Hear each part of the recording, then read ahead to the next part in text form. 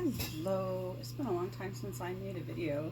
I don't know. I decided to just make a video and just chit chat while I do things.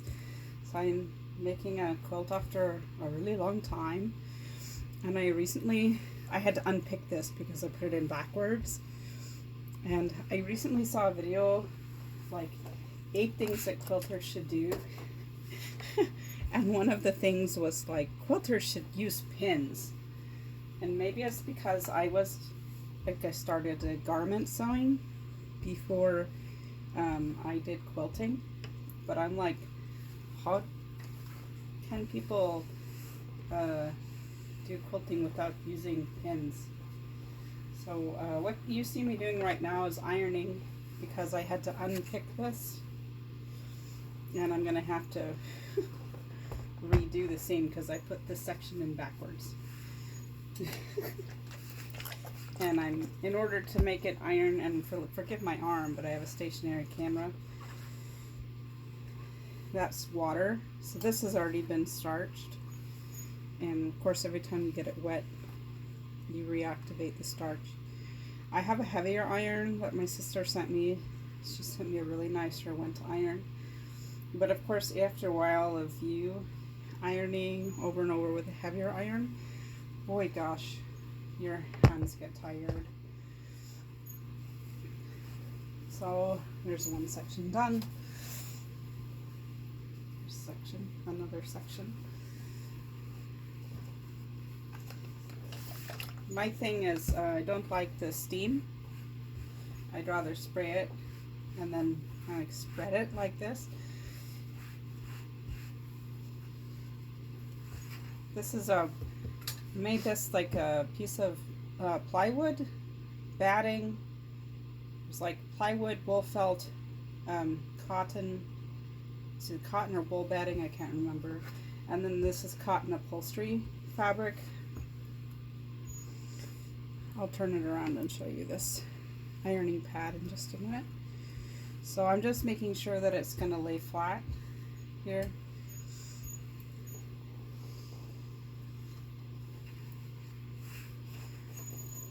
Now I've got to see where these two join up. So this is a part of a bigger block, right? Not that side.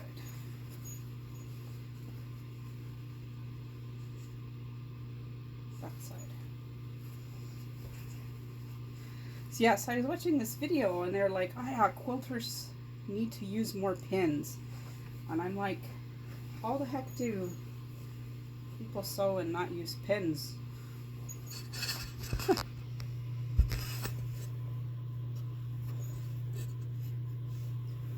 How can you sew and not use pins? Because like I want to make sure this lines up. So these were done in opposite ways. So this was ironed this way, the seam was ironed that way. So yeah, okay, those flush up, but this is kind of a complicated thing. So not every single one of these fits that flush, and surprise, fabric kind of stretches. And after you get this many pieces, and I'm not perfect, I'm not a robot, sometimes they're not perfect. And like this one, they're open. This one is open. This one is not. So then how am I going to keep that so that those things go? Well, so like if you see, this side is open, this side is not. So I'm going to have to pin this so that these two stay together. I'm not going to re-iron that. I'm just not. I'm not going to re-iron that. Okay.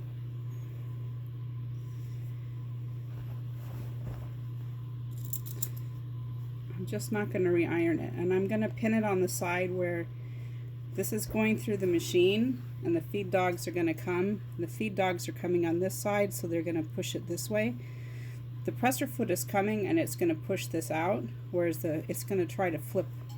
So I'm going to pin it on the side that's going to flip. So like here, the feed dog is not going to flip this, right? Because it's going with the feeding mechanism.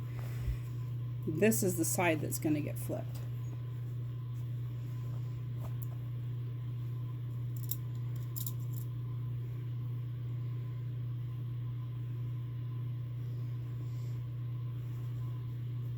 Now this is not even, look at this.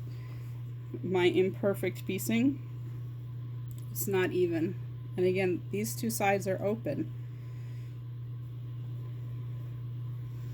So you're just gonna have to do your best when you get to the machine. My imperfect piecing. Who knows where I messed that up, but I did. Somehow I ended up being not perfect. Now it's gonna end perfect because this is a piece. Right? So this part's gonna have to stick up a little bit, I guess. So when I do this side, I'm gonna stick it down and I'm gonna line this part up way down at the next seam.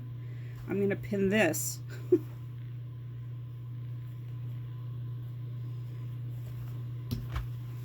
And then I'm gonna go like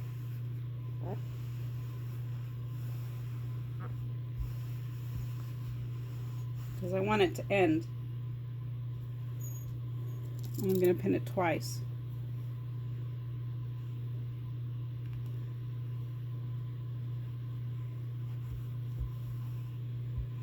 When I'm at the machine, I'm just going to have to nudge it a little bit because you know fabric is almost like alive, right? It's not paper. It moves, it flexes, it stretches. I did not iron this stiff like anything. So that's what's gonna do. This is like real life piecing, you know, like you're on TV and people are like, oh look, it pieced so perfectly, and I really envy those people. I can't piece like that. I think maybe it's because I started with garments or whatever, but I'm pretty good. In the end, I'm pretty good. But there are some like intermediate spots. And you see over here, see this flipped somewhere in my ironing. It flipped. But in the end, it looks okay. You can nudge it a little bit. This is a little bit off. This is a little bit off, and then it made this a little higher. So somewhere I'll have to nudge that back in. And that's just the way of it, right? Even though I'm not a speed demon. These are strip piecing and all that. So I don't know, take your time with it, but you know, I don't know how you would do this without using pins. I just don't. Someone's like, oh, you've got to use pins. I'm like, well, duh.